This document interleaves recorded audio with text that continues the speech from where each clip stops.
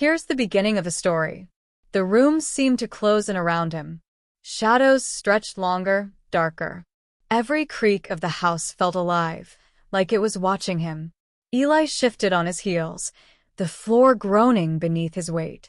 His breath fogged in the cool air. Her lips were slightly parted. He stared at them, unmoving, as if expecting a word to escape. A whisper. A gasp. But there was nothing. The silence wrapped tighter, suffocating.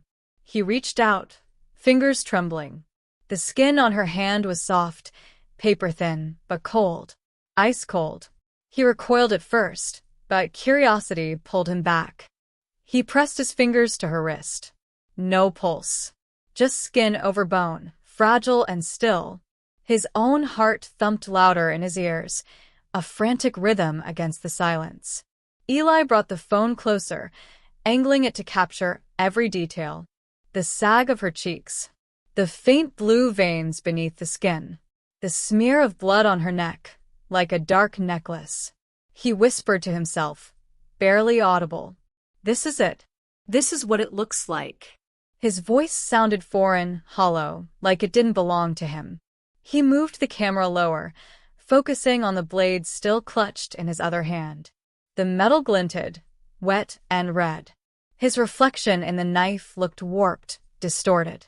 Sweat trickled down his temple. The room was cold, but his body felt hot. His chest tightened, and he sucked in a shaky breath. He stood, stepping back to take in the scene fully. The phone buzzed again, vibrating loudly in his hand. It startled him, the noise cutting through the stillness like a scream. He fumbled, nearly dropping it. A notification lit up the screen. Are you coming home soon? His mother's text glared at him, too bright in the dim room. He swallowed hard, turning the phone back to the corpse. Not yet, he muttered, answering her in his head. His voice cracked. He stared at the clock again. Only 15 minutes had passed. 2 hours felt impossibly far away. But he couldn't leave. Not yet. Not until he understood. Not until he felt something. Eli's legs began to ache. He shifted his weight, the floor creaking beneath him. The sound echoed, sharp and jarring. Her body didn't move. It was unnatural how still she was. Like a mannequin, emptied of life. He knelt down again, the phone trembling in his hand. The record icon glowed red. The room seemed darker now, shadows pooling in the corners. The faint hum of the heater pressed against his ears, unrelenting. Eli reached out, hesitant, his fingers brushing against her cardigan. The fabric was coarse, worn down by years. A faint scent of lavender clung to it, almost comforting. But beneath that, death. It was a smell he couldn't escape. It clung to the air, heavy and sour. Eli's stomach lurched, but he swallowed hard. He had to keep going. His free hand drifted toward her face. Her eyes, open but lifeless, seemed to follow him. He flinched, pulling back, his heart hammering in his chest. I didn't mean to, he whispered, barely audible. The words fell flat in the empty room. He wasn't sure if he was lying. The knife still gleamed in his other hand. Its edge was stained, dark and sticky. He stared at it, mesmerized. The weight of what he'd done pressed down on him, crushing, suffocating. Eli bit his lip until it bled, the metallic tang grounding him. His fingers curled tighter around the phone. The camera captured every detail, every moment. He stood up slowly, his knees stiff. Her frail body looked smaller now, crumpled like a forgotten doll. The clock ticked louder. Each second dragged, stretching into eternity. He turned his head sharply. A noise. Faint, but real. A floorboard groaned in the hallway. Eli froze, his breath caught in his throat. Was someone there? The house was supposed to be empty. His grip on the knife tightened. The shadows in the doorway seemed to shift, alive and watching. The phone buzzed again in his hand. The vibration felt like a scream. His mother's name flashed on the screen. Incoming call. He let it ring, unmoving, his eyes fixed on the doorway. The air felt heavier now, colder, like something unseen had entered the room. Eli didn't move. The call ended, leaving the room in silence again. His ears strained, desperate to catch another sound. But there was nothing, just the hum of the heater, the soft tick of the clock, and the deafening rush of his own heartbeat. He took a step toward the doorway. The knife hung low in his hand, its tip catching the faint light. "Who's there?" he called, his voice cracking. No answer. The shadows in the hall stretched long and deep. He couldn't see where they ended. His phone screen dimmed, the record button still glowing faintly. He gripped it tighter, the edges digging into his palm. Another step. The floor groaned beneath him. The sound felt too loud, almost mocking. He glanced back at the body. She hadn't moved. Of course she hadn't. Her eyes were still open, staring at the ceiling. A chill ran down his spine. Eli swallowed hard, forcing his gaze back to the hallway. The shadows seemed darker now, deeper. He stepped closer, his bare feet cold against the hardwood. The air felt different here, thicker, like stepping into water. He raised the knife slightly, his arm tense. "Hello." The word barely left his lips. It echoed softly, swallowed by the house. Still no response. Eli's breathing quickened. The silence was unbearable. He stepped into the hallway, his phone lighting the way. The narrow space felt suffocating. The walls seemed to press in on him. His own shadow loomed ahead, tall and distorted. Then he heard it. A soft shuffle, just beyond the next corner. His stomach dropped.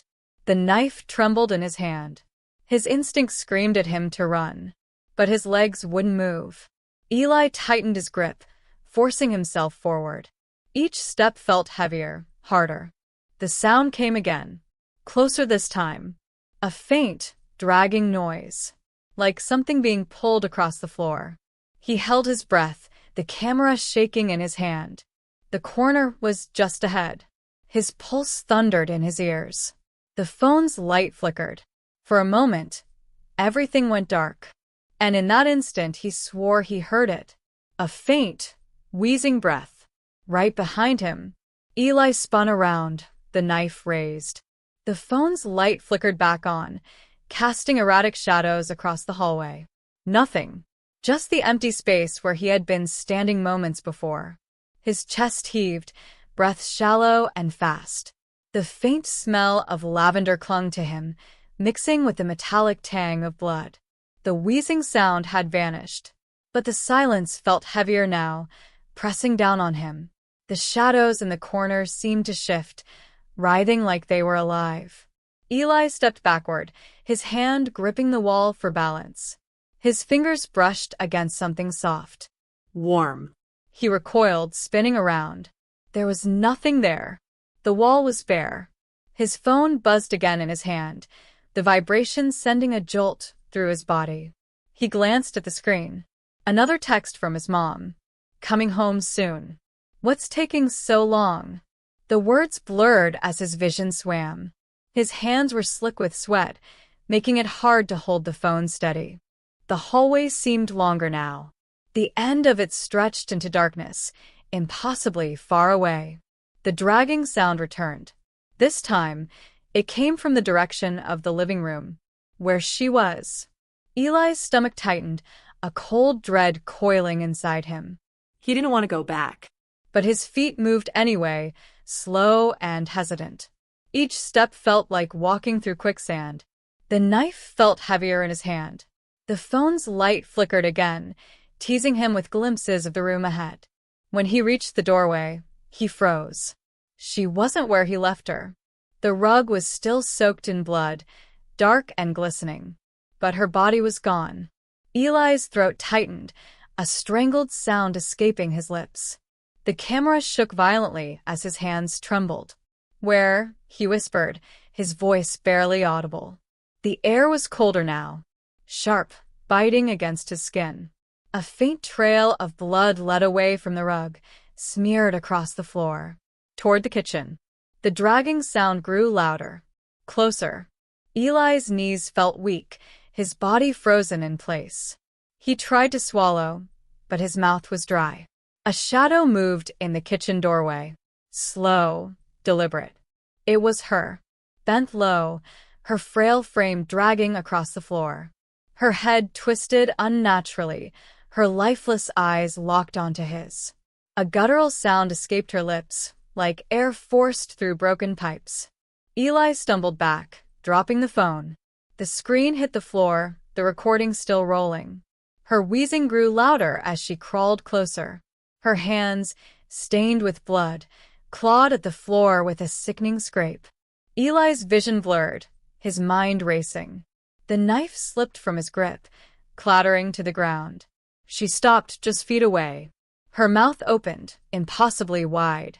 And then, she screamed. The scream tore through the house, raw and guttural. It wasn't human. It was a sound that clawed at Eli's mind, freezing his body in place. His knees buckled, and he collapsed to the floor, his hands scrambling for the knife. His fingers brushed against the blade, slick with blood. He gripped it tightly, his knuckles white, but his arm wouldn't stop shaking. Her body moved in jerks, twitching and convulsing. The bloodstains on her cardigan seemed darker, spreading like ink across the fabric. She dragged herself closer, her broken nails scratching against the hardwood. Eli's breath hitched, his chest tight with terror. The phone, lying on its side, captured everything. The red recording icon blinked steadily. He wanted to scream, but the sound wouldn't come. Her head twisted again, snapping to the side with a sickening crack. Her empty eyes locked onto him, unblinking. Why? The word rasped from her throat, garbled and wet. It echoed, bouncing off the walls, sinking into his ears. Eli scrambled backward, his free hand clawing at the floor for stability. I didn't mean to, he blurted, his voice shaking. The words felt hollow, meaningless. Her body jerked forward, faster now. Her movements were unnatural, puppet-like, as if something else controlled her. The knife felt heavy in his hand, like it was pulling him down. Her mouth opened again, impossibly wide. The scream returned, louder this time, filling every corner of the room. The walls seemed to vibrate with the sound, pictures rattling in their frames. Eli pressed his hands to his ears, but it didn't help. The noise was inside his head, tearing at his thoughts. She lunged. Her hand, cold and clammy, gripped his ankle. Her strength was unreal, pulling him toward her with ease. Eli thrashed, kicking at her with his free leg. His heel struck her jaw, the impact making a sickening crunch. Her head snapped back, but her grip didn't falter. "Let go!" he screamed, his voice breaking. The knife flashed in the dim light as he swung it down. The blade sank into her shoulder. A gush of thick, dark blood poured out, staining the floor. But she didn't stop. She didn't even flinch. Her grip tightened, her nails digging into his skin, drawing blood. Her face twisted into something unrecognizable, a grotesque mockery of life. And then she smiled. It was a smile that froze his blood. Wide, unnatural, and full of malice. "You'll stay," she rasped, her voice echoing like a distant thunder. Her other hand reached for his face, her fingers icy and sharp. The air around them grew colder, heavier. Eli's vision blurred as panic overtook him. The room seemed to spin, the walls closing in. The phone's recording continued, capturing the nightmare in unrelenting clarity. Eli thrashed harder, his body fighting against her unnatural grip. The cold of her hand burned like frostbite, searing through his ankle. The knife trembled in his hand as he yanked it free from her shoulder. Dark blood oozed, pooling beneath her. But she didn't stop. Her smile stretched wider, splitting the corners of her mouth. It was a horrific grin, filled with something far beyond rage or hunger. "You'll stay," she hissed again, her voice crawling into his ears, venomous and commanding. Eli's vision swam, fear pounding in his chest. "I don't want this," he screamed, his voice cracking into a sob. Her hand reached his face, her icy fingers pressing against his cheek. The room spun violently, his surroundings blurring into a whirl of shadows and light. The air turned thick, like tar, pressing against his lungs. Eli gasped, his breath hitching, his chest tightening as panic clawed at him. Her eyes bore into his, black pits of void. "You called me here," she whispered, her breath rancid and sour. Her fingers curled tighter around his face, digging into his skin. Eli's mind reeled, fragments of the night flashing before him. The knife in his hand, the blood pooling on the rug, the way her frail body had slumped to the floor. His fingers tightening on the phone's record button. "I didn't mean it," he choked out, tears spilling from his eyes. Her head tilted, the grotesque smile never fading. "You meant everything," she rasped. Her grip pulled him closer, their faces inches apart. The cold radiating from her was unbearable now, piercing through his skin, sinking into his bones. The shadows in the room twisted and writhed, closing in like they were alive. The hum of the heater warped into a low, droning growl. The air felt suffocating, each breath harder than the last. The knife shook in his hand, its blade slick with blood. He raised it again, desperation fueling his movements. This time, he aimed for her throat. With a guttural scream, he plunged the blade deep. The impact sent a jolt through his arm. Her body jerked violently, her mouth opening in a silent howl. But no sound came. The shadows around her thickened, swirling like a storm. Eli pulled the knife free, his hands trembling uncontrollably. She released him, collapsing onto the floor. Her lifeless eyes stared up at him once more, wide and unblinking. The shadows receded, pulling back into the corners of the room. The air lightened, the oppressive weight lifting. Eli staggered to his feet, gasping for breath. The phone lay on the floor, its screen cracked, the red recording light still glowing. He picked it up, his bloodied fingers leaving smudges on the screen. The camera lens was pointed at her. She wasn't moving. This time, she didn't get up. Eli's breaths came in ragged gasps. The clock on the wall ticked, steady and unrelenting. He glanced at it. 2 hours had passed. The recording stopped. Eli stared at the phone, his reflection fractured in the cracked screen. The room was silent now, except for his ragged breathing. Her body lay crumpled on the floor, motionless. The blood around her was darker, thicker, glistening under the faint light. The knife slipped from his hand, clattering onto the floor. It felt like it weighed 1,000 pounds. His legs wobbled as he stumbled backward, his back hitting the wall. He slid down to the floor, knees pulled to his chest. The lavender scent from her cardigan still hung in the air. But now it was overpowered by the sharp, metallic tang of blood. The shadows in the room seemed normal again. Still and lifeless, like they belonged. Eli closed his eyes, the events replaying in his mind. Her face, the scream, her twisted smile, impossibly wide. He pressed his palms against his temples, trying to force the images away. But they wouldn't leave. They were burned into his mind. He opened his eyes again, glancing toward her body. She was still there, still dead. He wasn't sure if he could trust it. His phone buzzed in his hand, startling him. A text from his mom appeared on the cracked screen. "We're home. Be there in 5. Eli's heart sank. He hadn't cleaned up, hadn't thought about what came next. His mind raced, adrenaline surging again. He scrambled to his feet, his legs shaky and weak. The blood was everywhere, on the floor, the rug, even splattered on the walls. Her body, small and frail, seemed to shrink further in the dim light. The knife lay where he dropped it, gleaming with fresh crimson. Eli's hands trembled as he bent down to grab it. His breath caught in his throat. Her fingers twitched. Just once. Barely perceptible. But it was enough. A cold terror gripped him, rooting him in place. "No," he whispered, his voice trembling. Her head turned, slowly, the sound of her neck cracking loud in the quiet room. Her lifeless eyes locked onto his once more. And then she smiled. The same grotesque, unnatural smile. Eli stumbled backward, his chest tight, his vision blurring. The front door creaked open. "Eli," his mother called from the hallway. He froze, his blood running cold. The smile on the old woman's face widened. "Welcome home," she rasped.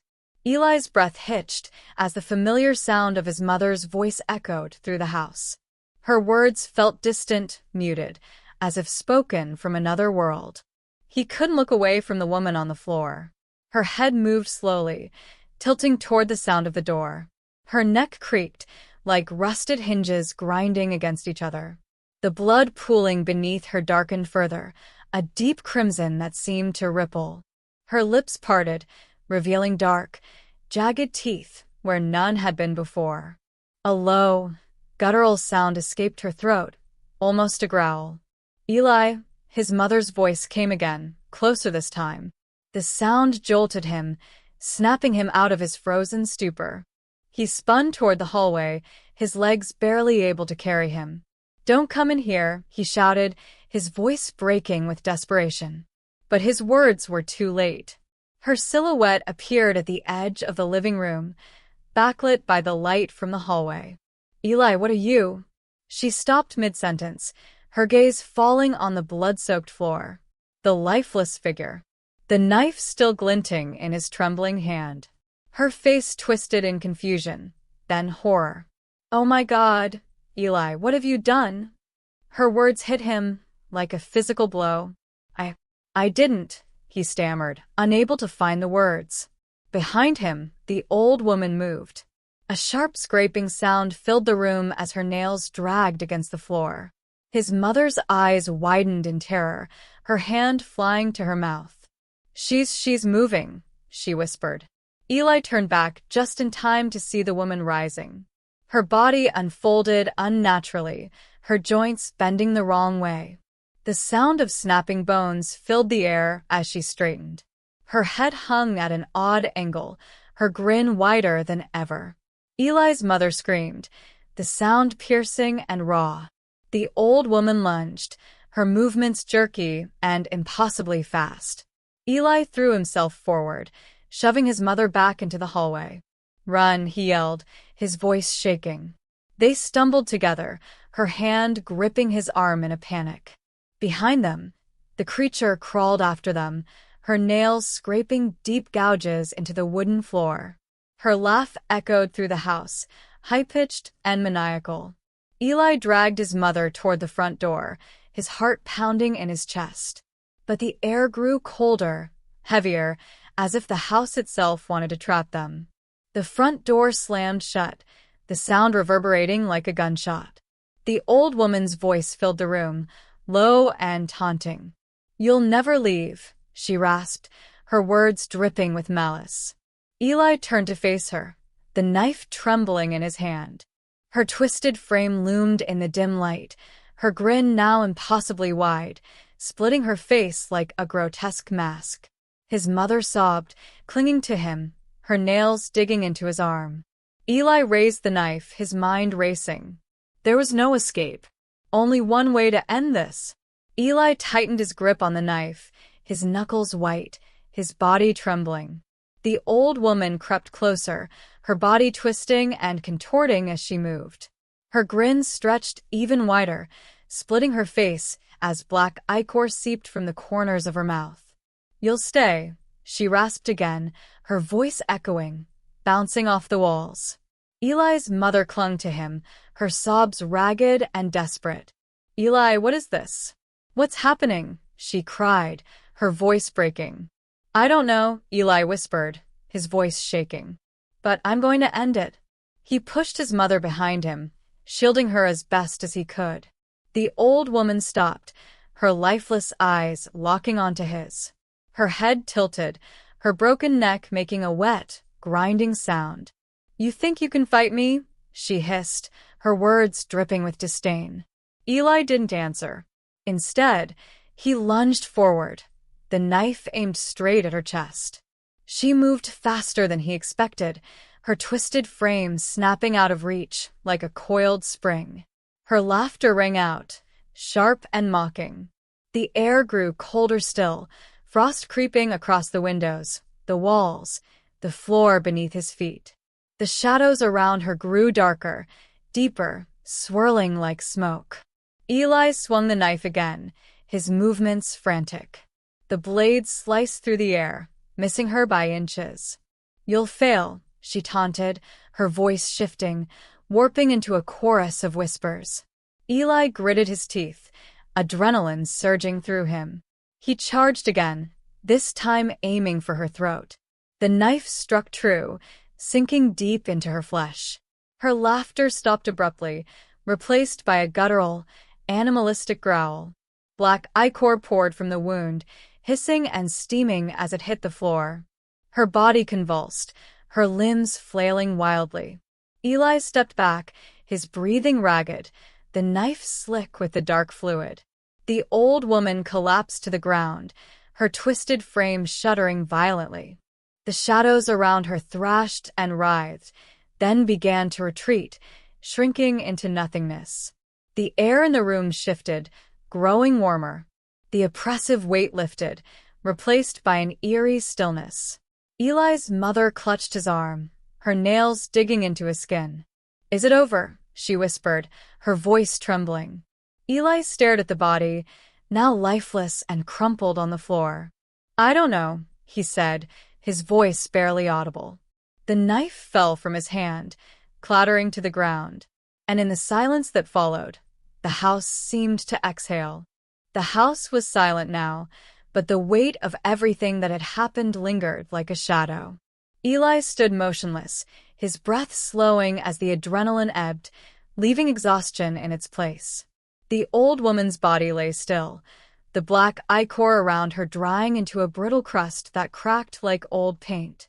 The oppressive cold had lifted, replaced by a faint warmth that felt almost unnatural. His mother clung to him, trembling, her tear-streaked face pressed into his shoulder. "Eli," she whispered, her voice barely audible. "What was that? What have you done?" He didn't answer. What could he say? That he'd made a mistake so terrible it had ripped open the boundaries between life and death? That he didn't know if this was truly over? His gaze lingered on the knife lying at his feet, its blade smeared with a mix of blood and whatever had poured from the woman. The knife felt like a relic of a nightmare, and yet it was the only thing that had saved them. "Stay here," Eli murmured, stepping away from his mother. She grabbed his arm, her grip firm despite her trembling hands. "Don't leave me," she pleaded. He hesitated, then nodded. They moved together, cautious, their steps echoing in the quiet house. The living room, once familiar and safe, now felt alien. The blood-stained rug, the overturned furniture, the streaks of gore on the walls, it was like a crime scene frozen in time. Eli knelt near the old woman's body, his stomach churning as he reached out. Her face was slack, her lifeless eyes half-lidded. Her smile was gone, replaced by a vacant expression. He pressed 2 fingers to her neck, feeling for a pulse he knew wouldn't be there. Nothing. A wave of relief washed over him, but it was fleeting. "Mom," he said, standing, "we have to call someone?" Her eyes widened in fear. "No," she said quickly. "Eli, no one can know about this." He turned to her, confusion etched on his face. "We can't just leave it like this." Her voice was firm now, stronger. "We clean it. We make it disappear. Do you understand me?" Eli stared at her, his mind reeling. This wasn't the mother he knew. But then again, after tonight, he wasn't the same son either. Together, they began moving through the house, erasing the evidence of the horror that had unfolded. The blood, the broken furniture, even the body. When it was done, the house looked normal again. But they both knew it never would be. As they stood in the doorway, The rising sun casting a pale glow over the street. Eli turned to his mother. "Do you think it's really over?" he asked. She didn't answer. She just looked at him, her eyes tired but unreadable, and shut the door behind them. In the silence of the empty house, the faint scent of lavender lingered. And somewhere deep within the walls, a quiet laugh echoed, too soft for anyone to hear. The room was cold, the kind of cold that sinks into your bones. A dim lamp flickered in the corner, its yellow light barely cutting through the shadows. She lay there, still, skin pale as parchment. Her thin chest no longer rose or fell. The wrinkles on her face seemed to deepen, stretching into forever.